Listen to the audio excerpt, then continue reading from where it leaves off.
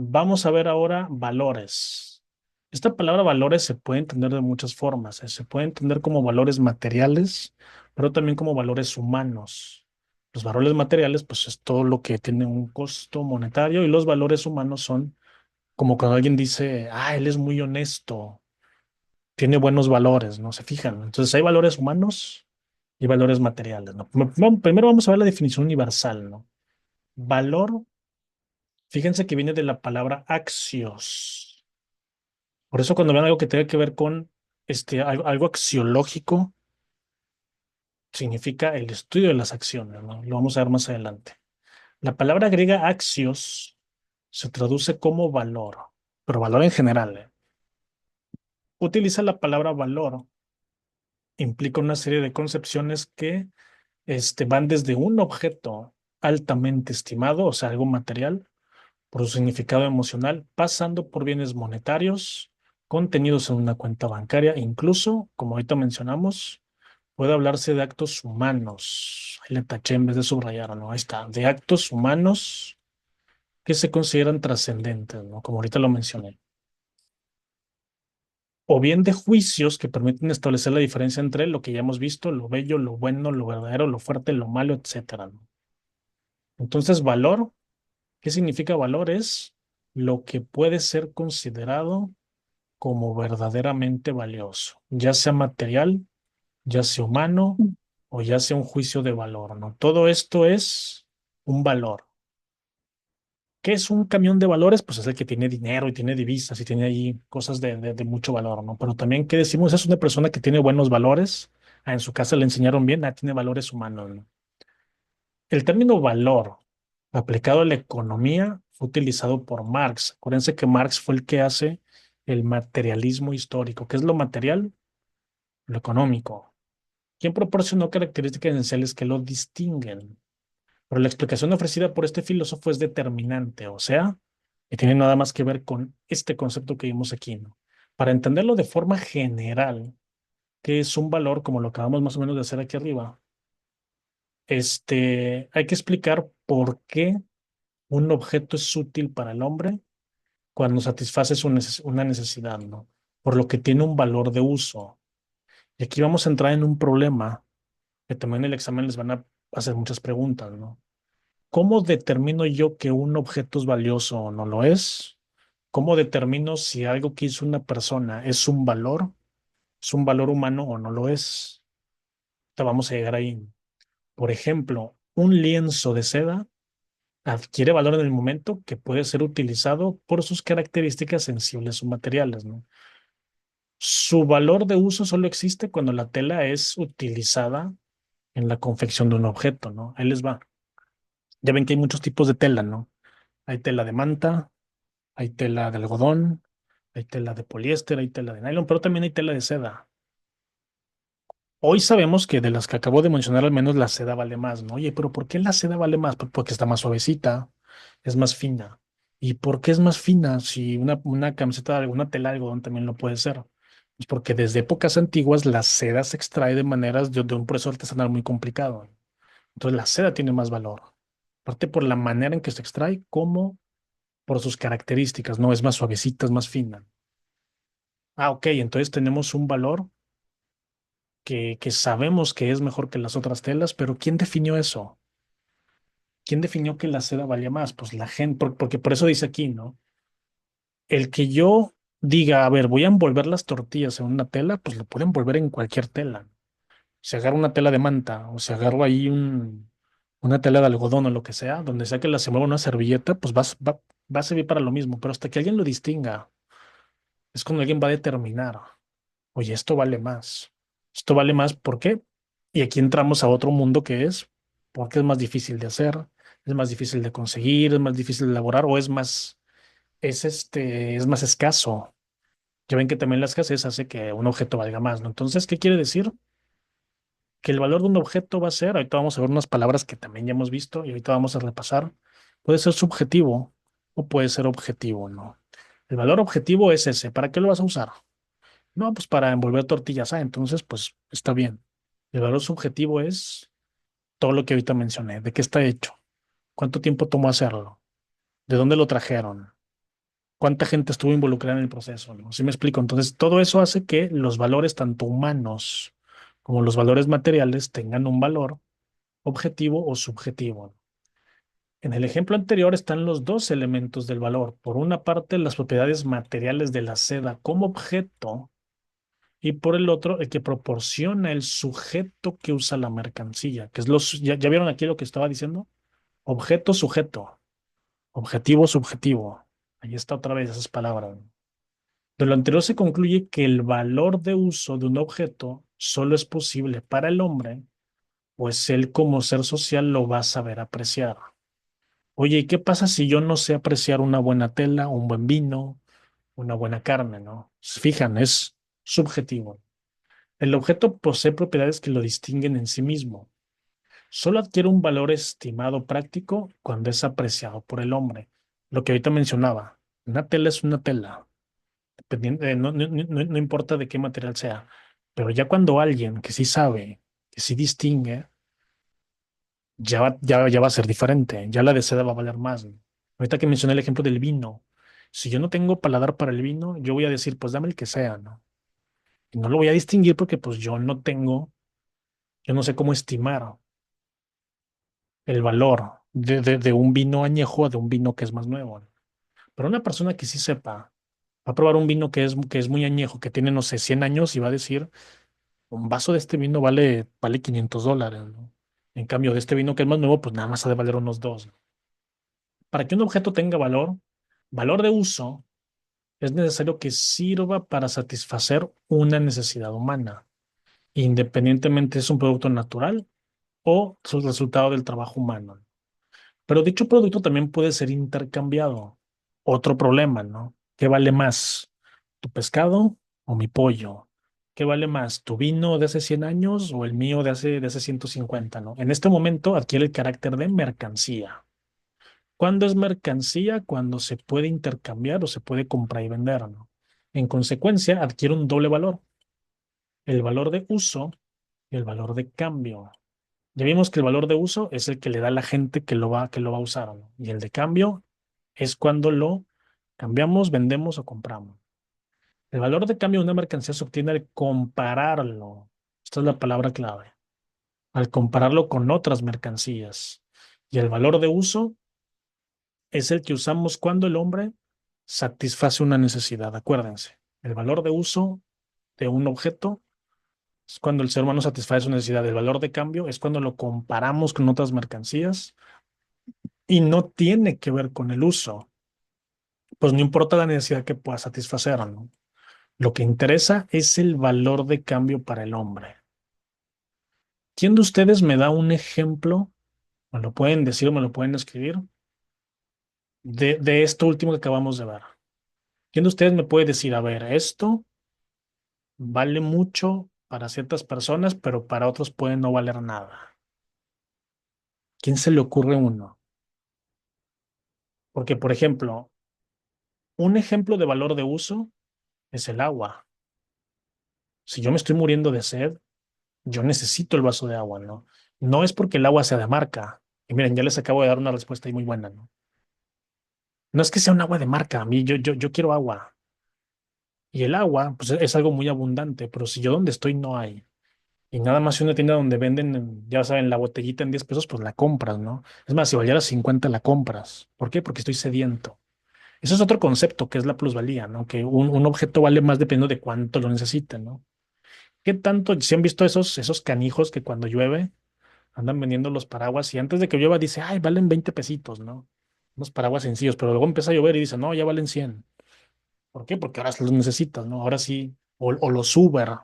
¿Qué dicen los Uber? Tengo mi tarifa, ¿no? Ah, empezó a llover, se puso el clima medio feo, pues ahora la tarifa sube porque ya me necesitas más. Entonces, eso es el valor de uso. El valor de uso es cuánto necesito algo para consumirlo, ya sea una comida o algo que yo necesite en mi casa, ¿no? Y el valor de cambio, un ejemplo es, no sé, estas barajitas de colección, ¿no? Barajitas coleccionables. Pues la persona que las tenga no les va a dar un uso como tal, como yo uso una pantalla para ver la tele o uso algo así, ¿no? Dice Ita, así soy con los ventiladores. Ah, un ventilador es un valor de uso. que lo usamos, y más ahorita que están los calorones, ¿no? Pero, por ejemplo, no sé, imagínense ustedes mujeres, unos zapatos de tacón, así bien chidos, que sean de un color así que les guste, que vayan con muchos vestidos y que sean muy cómodos. Aparte de la comodidad, a lo mejor no son una necesidad como tal, ¿no? Pero eso tiene un valor de cambio. ¿Por qué? Porque a lo mejor son zapatos de marca, a lo mejor son de un diseñador que es muy reconocido, a lo mejor son de un color que no es muy común, o son de un estilo que no vemos en cualquier parte, ¿no? O simplemente que dicen los quiero. Ya los vi, ya los quiero, ni modo, ¿no? Es un ejemplo de valor de cambio, ¿no? A lo mejor no los van a usar a diario. A lo mejor los van a usar una o dos veces un ratito, los van a dejar ahí arrumbados y después los usarán otra vez, pero es un ejemplo de un valor de cambio. Tiene más que nada que ver porque si se fijan, lo estamos comparando con otros.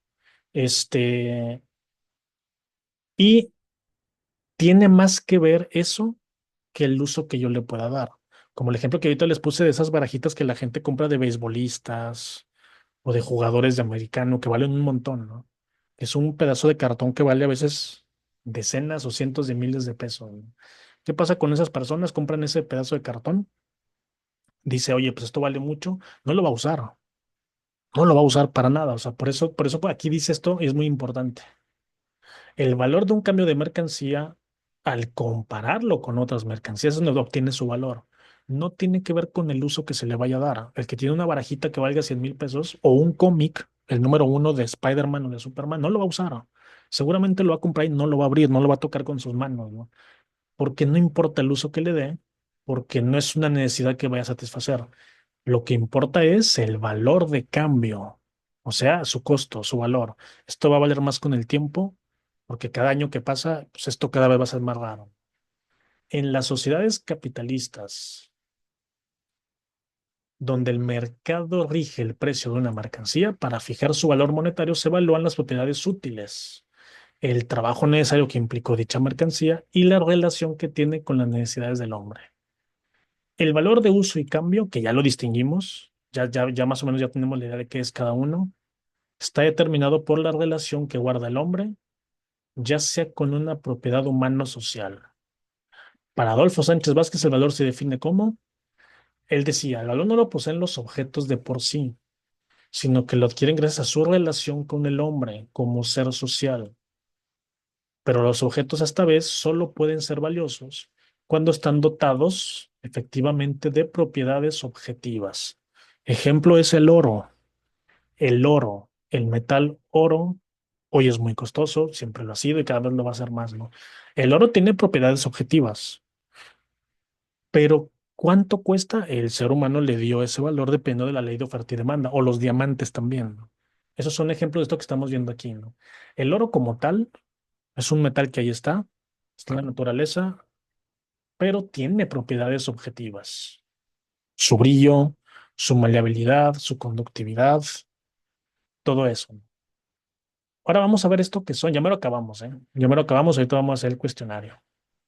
Los valores morales. Acabamos de ver valores económicos. Todo esto que acabamos de ver aquí es económico. Y se fijan, hablamos de cosas, de mercancías.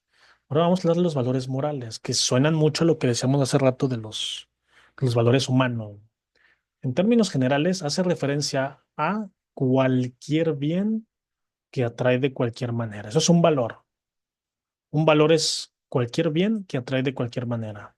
Los valores humanos solo se presentan en el hombre libre. Esto es muy importante. Los hombres libres que realizan actos voluntarios. No sé quién de ustedes ha visto la película Naranja Mecánica de Stanley Kubrick. Es una película muy vieja, pero este es un buen ejemplo, ¿no? En esa película se presenta justamente esta como dicotomía de que, oye, si yo someto a una persona que era un criminal, lo someto a un tratamiento por medio de, ¿cómo se llaman? No eran electroshocks, pero eran así, era un tratamiento así como que conductual. Lo voy a castigar cada que tenga ideas malas y cada que tenga la necesidad de hacer mal, se sienta enfermo, se sienta mal, quiera vomitar y se quiera morir, porque así lo condicionamos. ¿Ese es un hombre libre o no lo es?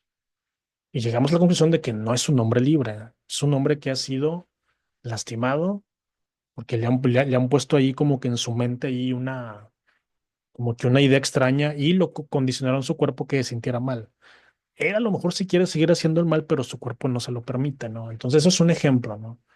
Los valores nada más se dan en personas, hombres y mujeres libres, que realizan actos voluntarios, que lo hacen por su propia voluntad. Si ustedes son obligados, entonces eso no es un valor, eso es una coacción, ¿no? Por eso se dice coaccionado. O sea que estamos actuando porque alguien más nos lo dice. Su carácter es universal y hacen que la persona sea buena, si es que lo hizo de manera voluntaria, ¿no? Los valores morales ocupan el sitio más elevado en el ideal de la vida humana, aunque su problema radica en, ahorita lo vimos, ¿no? En la objetividad y subjetividad. ¿Quién determina que algo es bueno o que algo es malo? Ahorita lo vamos a ver aquí. Esto ya lo hemos visto, pero lo vamos a repasar de volada, ¿no? ¿Qué es lo subjetivo? Aquí nos pone un ejemplo, dice, un lienzo de seda adquiere valor cuando un hombre como usted se interesa en él, proporcionándole un valor de uso y cambio. Pero considerarlo así es totalmente subjetivo, puesto que limita el valor del lienzo a un estado psíquico subjetivo, o sea, una vivencia. ¿Quién le da valor a ese lienzo de seda? Se lo da una persona. ¿Y qué tal si llega otra persona? Le va a dar otro valor. Eso es la subjetividad. La subjetividad de la relación entre el objeto y el sujeto radica en que el hombre se dé cuenta de que hay una relación psíquica que le da valor a las cosas por el deseo o necesidad de poseerlas, haciendo que la posesión sea mejor para él, ¿no? Entonces, el subjetivismo argumenta de manera, o sea, que de manera correcta, que el valor del objeto se traslada al sujeto, por eso es subjetivismo, de tal forma que el sujeto es afectado si posee dicho objeto o no lo tiene. Exactamente, Ita, no lo pudiste decir mejor. Subjetivo es dar la opinión con nuestras emociones y sentimientos. Eso es la subjetividad. ¿Qué significa? Lo que piense la persona, ustedes y yo, lo que pensemos. Exactamente. Y lo objetivo es lo que es. Aquí, si se fijan, están mezclando las dos cosas. Por eso dice, el valor de un objeto se traslada al sujeto de tal forma que el sujeto es afectado por si posee el objeto o no. Eso es un subjetivismo. Por ejemplo, cuando adquirimos un cuadro de, no sé, de algún pintor muy famoso, ¿no? Solo tiene importancia por la satisfacción que proporciona a su propietario la belleza, la certeza de la belleza de saber que es suyo, ¿no? Imagínense que yo voy y veo un cuadro de Vincent Van Gogh y digo, oye, pues ese es un cuadro original de él, no cualquiera tiene uno. Y a lo mejor su valor es de unos, no sé, de $100,000, pero yo digo, oye, para mí vale más. Como sé que eso cualquiera lo puede pagar, yo voy a pagar mucho más para yo ganarme la subasta. Y el valor ahora va a adquirir, el cuadro va a adquirir otro valor, que fue el que yo le di, porque para mí valía eso. Porque yo tenía una necesidad de tenerlo y tenía el dinero, obviamente, ¿no? Entonces, la explicación del valor subjetivo no se considera que los objetos poseen propiedades, porque no tiene nada que ver, ese es un cuadro. Como el ejemplo que les puse ahorita de las barajitas, no, pues son pedazos de cartón, ¿no? Aquí, más que nada, me queda aquí. No se consideran que los objetos poseen propiedades naturales o creadas por el hombre que pueden inducir al mismo hombre a considerar que el objeto posee valor en sí mismo. Tampoco contempla que el hombre, como sujeto social, sigue los lineamientos que la sociedad le pertenece la marca y como individuo, le marca y como individuo permanece en una época histórica que lo determina, como lo que decía Marx y Hegel. Y aquí vámonos ahora sí al objetivismo. Ya vimos que lo subjetivo es que la persona le va a dar valor, independientemente de las propiedades del objeto, o como aquí dice, independientemente de lo que la sociedad le marque o de la época histórica, ¿no? Es lo que el ser humano le diga, lo que el ser humano diga, el valor que le den. Y el objetivismo tiene dos tesis fundamentales que ahorita vamos a ver, ¿no? El objetivismo es la distancia absoluta entre el valor que se le da a un objeto y la realidad del valor que posee. Eso está un poquito revuelto, pero ahorita lo vamos a ver con ejemplo, ¿no? Frente a los bienes en los que se encarna dicho valor. La afirmación anterior se sustenta en que los valores son permanentes en sí mismos. Esto es una corriente de pensamiento, ¿eh? Nada más son dos. esta que estamos viendo aquí, que hay una distancia absoluta entre el valor y la realidad del valor que poseen, ¿no? Piensen ustedes en los equipos de fútbol cuando contratan un jugador, ¿no? Que ahorita está muy de moda que pagan millonadas por jugadores que no son tan buenos, ¿no? Hay una distancia entre el valor que pagan por él, que piensan a lo mejor que es una promesa, a la realidad del valor que va a poseer. Digo, yo le voy a los Tigres y es el mejor ejemplo, ¿no? Los Tigres que hicieron, contrataron un montón de jugadores mexicanos que tenían nombre, pero a la hora de que los ven jugar dicen, oye, sí son buenos, pero no tanto como lo que pagamos, ¿no? Eso es lo que está, eso es lo que dice aquí básicamente, ¿no? La distancia absoluta entre el valor que se le da a un objeto, que yo creo que tiene, y la realidad del valor que posee cuando lo comparo con otros del mismo mercado, ¿no? Aquí dice que los valores son permanentes en sí mismos, por lo que son inmutables, puesto que cambian con el tiempo, algo que no ocurre con las cosas. Además, aquí hablamos de valores humanos, acuérdense. Estamos hablando, ya no hablamos de valores materiales como hace rato, hablamos de valores humanos. Los valores humanos son permanentes, o sea, el que una persona sea buena, el que una persona sea íntegra, que tenga, que sea honesta. Eso es inmutable y es algo que cambia con el tiempo. Eso no, que, es algo que no ocurre con las cosas que sí cambian con el tiempo, ¿no? Son absolutos, imperecederos e incondicionales, ¿no? También son independientes de los bienes que pudieran poseerlos, ¿no? Ya que pueden existir sin que se encuentren en objetos reales. Muy importante estas dos, ¿eh? Si se fijan, estamos hablando de valores humanos, acuérdense. Y luego también dice, los bienes son importantes por el valor que encarnan. La existencia de esos valores se interpreta como un ideal al alcanzar. Eso es esta corriente de pensamiento objetiva, que hablamos de un objetivo que dice, no, es que el honesto es honesto. Eso no va a cambiar, ¿no? Básicamente lo que me están diciendo, ¿no? Y luego, la independencia del valor del objeto en relación con cualquier sujeto que pudiera llegar a poseerlo, ¿no? Y aquí deducimos que existen en sí para sí y no para el hombre. No se requieren ser representados en bienes y no tienen cambios históricos. Sí, no tienen cambios históricos, ¿no? Estos dos son ejemplos de objetivismo. Objetivismo, repito, de valores humanos. Y aquí ya nos están poniendo algo que es lo objetivo y lo subjetivo de una manera general, como ahorita lo mencionaron, ¿no? El objetivismo, acuérdense, apúntenlo porque todo lo que acabamos de ver aquí se resume también aquí. El objetivismo le otorga un valor, un carácter absoluto, incondicionado e intemporal, como ahorita vimos. Mientras que el subjetivismo, el valor existe cuando el hombre o la mujer o el ser humano se los otorgan, ¿no? Porque es subjetivo, tiene que ver con el sujeto que se lo otorga. En ambos casos, no se logra desentrañando una explicación del modo de ser de los valores, sino que el hombre crea los valores y los bienes que representan la sociedad en la que vive, ¿no?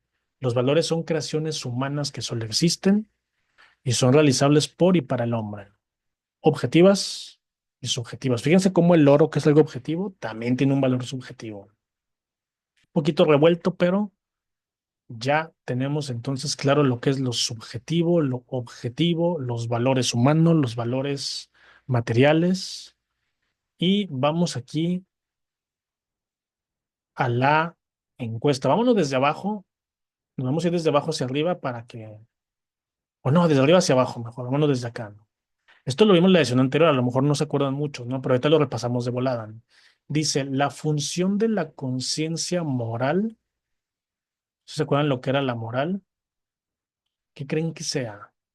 ¿Analítica, deductiva, práctica o teórica? Pueden adivinar, yo se los voy a dar esta por buena porque lo vimos hace mucho, pero nada más acuérdense que lo que es moral, lo moral es lo que nos enseñan. Sí, lo moral y lo ético, acuérdense que son muy parecidos, tienen el mismo origen, pero tienen diferente manera de funcionar. La moral es lo que nos enseña, ¿no? Y esto es meramente algo práctico.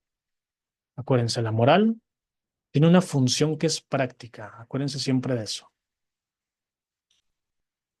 Y luego número dos dice, Se le define como el estudio de las costumbres del hombre. Esta no se las voy a dar, esta quiero que ustedes me la digan o me la escriban, ¿no? Están en el examen, ¿qué opción elegirían, no? Es el estudio de las costumbres del hombre. ¿Es la libertad? ¿Es la ética? ¿Es la norma? ¿O es la conciencia? Acuérdense que esto lo vimos en una de las, creo que fue la sesión anterior, lo vimos, y vimos que hay dos palabras que ahorita las acabo de mencionar, que se parecen mucho. Y las dos significan lo mismo, significan costumbre. Y una de esas palabras está ahí. Una de esas dos palabras está ahí entre esas que están viendo, ¿no? ¿Cuál elegirían ustedes? ¿Quién me lo dice? ¿Quién me lo dice? Les voy a dar una pista. No son las normas, porque las normas no son estudio de las costumbres, las normas son reglas. Tampoco es libertad, ¿eh? Porque la libertad no es un estudio de costumbres del hombre. La libertad es ejercer nuestras acciones de la manera que queramos. Nos queda ética y conciencia. ¿Qué sería? Se parecen mucho, ¿eh? Se parecen mucho estas dos. Es la ética. Acuérdense que las costumbres son ética y moral. Como aquí yo no veo la palabra moral, no debo tener duda. O es moral o es ética. En este caso es la ética. Esta la acabo de decir, la número 3. Es una medida, estándar o regla, ya con esto ya lo deben de saber, ¿eh? Con la que se puede hacer una comparación. ¿Es la libertad? ¿Es la ética? ¿Es la norma o es la conciencia? ¿Qué elegirían ahí ustedes? No tengan miedo, aviéntense, aviéntense de la tercera cuerda. Están en el examen, ¿qué elegirían? ¿Cuál subrayarían aquí? ¿Regla, medida o estándar? No es la libertad, no es la conciencia. ¿Y qué creen? Pues tampoco puede ser la ética, porque acabamos de ver arriba que tiene otra definición, es la norma, acuérdense. Una norma es una regla. Número 4, permite que las personas, esta está complicadita, pero ahí les va, actúen con propio criterio, ejerciendo las normas morales que han aprendido. Permite que las personas actúen con propio criterio, ejerciendo las normas morales que aprendieron. O sea, ¿esto a qué les suena? Una vez les digo, no son las normas, esas son reglas. No es la ética, porque también ya vimos la definición arriba, ¿no? Me queda libertad y conciencia. Conciencia es lo que a mí me hace distinguir el bien y el mal. Entonces, no es aquí, es la libertad. Esta es la respuesta correcta, libertad. Número 5.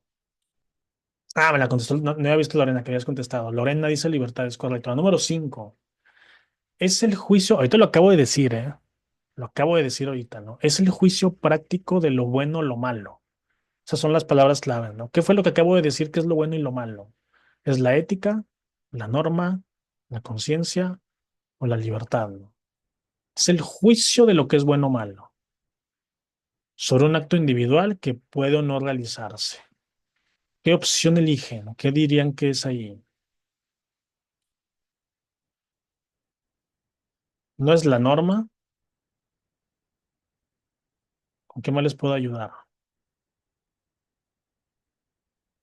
Parece que se da la libertad, pero no, la libertad es el que yo pueda ejercer, ¿no? Aquí nada más dice que es un juicio. ¿Qué dijimos que el juicio no es la libertad? Aquí es la ética, tampoco es la ética, es la conciencia. Conciencia es lo que me dice que está bien y que está mal. Dice, se encarga del estudio de las costumbres del hombre y de su comportamiento en sociedad. Estudio de las costumbres del hombre. Fíjense que aquí arriba ya me lo habían dicho. Estudio de las costumbres del hombre. Siempre que ustedes vean estudio de las costumbres del hombre, nada más puede ser la moral y la ética. Pero acuérdense que las dos significan lo mismo, nada más que una en latín y otra en griego. Moral y ética son estudio. Fíjense cómo aquí decía que era la ética, y fíjense cómo aquí abajo está la pregunta, pero dice ética y moral. Aquí en este caso la diferencia, aquí vamos a elegir la moral, porque habla de la sociedad, su comportamiento social, o sea, lo que aprendimos en la sociedad. Aquí vamos a lo que ya vimos ahorita, ¿no? No, también lo vimos la semana pasada esto. Catalina observa el deterioro físico de su madre. Después de consultar a dos especialistas, sabe que no hay posibilidad de que mejore. Entonces decide que se le practique la eutanasia, pues para que no sufran.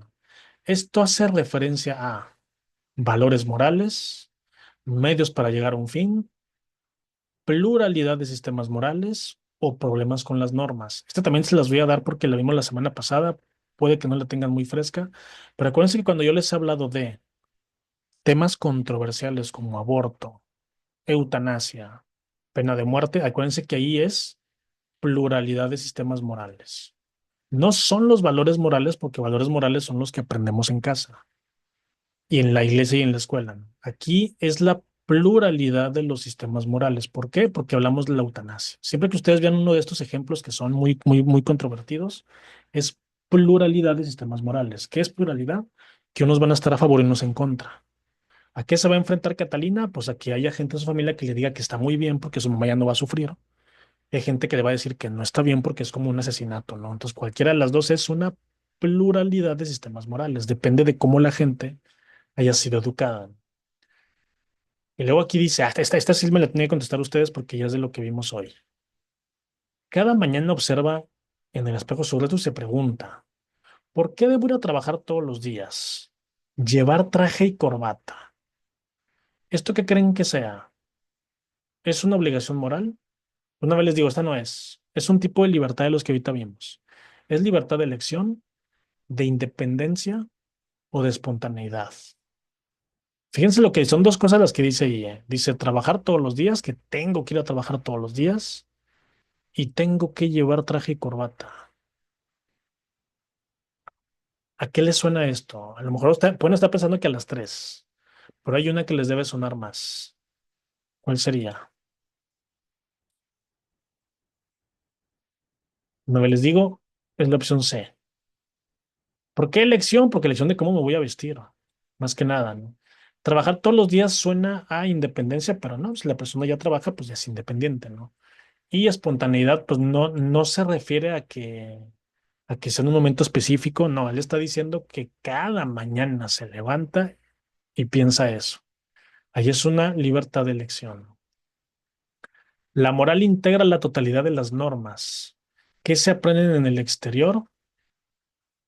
Perdón, integra la totalidad de las normas que se aprenden en el exterior. En cambio, la ética incorpora las normas que surgen del interior del hombre como reflejo de su capacidad racional.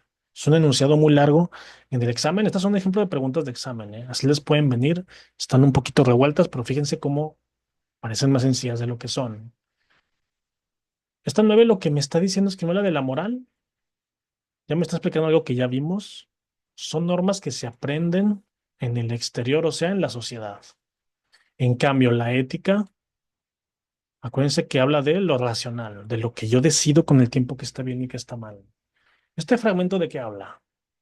Habla de la ética, de la moral, de la diferencia entre moral y ética o la similitud. De una vez les digo, es una de las dos de abajo, ¿eh?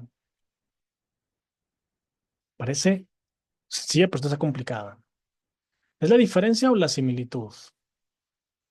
Como aquí en este caso, fuera similitud si dijera en qué se parecen las dos. Siempre que ustedes vean una pregunta así, fíjense, a ver, ¿el enunciado me está diciendo en qué se parecen o me está diciendo cuál es la diferencia? Y si fijan aquí, me está diciendo cuál es la diferencia. Me está diciendo que la moral habla de lo que se aprende y la ética de lo que surge del interior del hombre. Eso es una diferencia. Porque si fuera una similitud, me diría, no, ambas estudian las costumbres del hombre. Eso sería una similitud. Entonces aquí tenemos una diferencia, es la opción C. Número 10, ahorita la vimos, ¿eh? Obra de tal modo que la máxima de tu voluntad pueda valer siempre al mismo tiempo como principio de una legislación universal. Y luego aquí me ponen un no matarás. Aquí hay una contradicción, ¿eh? Según lo que yo estoy viendo. Porque la primera, a mí me suena. Bueno, ambos son imperativos, ¿eh? Pero a mí me quieren decir si son hipotéticos o categóricos. El primero, ¿qué será? Acuérdense que el primero es un categórico. Y este segundo de aquí es un hipotético. Se me hace que aquí la pregunta tiene error. Ya hemos visto que muchas preguntas tienen error, ¿no? Y si no me creen, fíjense aquí. Ahorita lo acabamos de ver aquí arriba. ¿Será que ya me pasé? Se me hace que ya me pasé. Sí, mira, aquí está lo que les decía de la pluralidad de las normas. Aquí está lo que les decía. Que fíjense lo que dice aquí. Adopción, aborto, eutanasia. Siempre que ven estas tres es pluralidad de los sistemas. Ah, me pasé, me ha quedado aquí.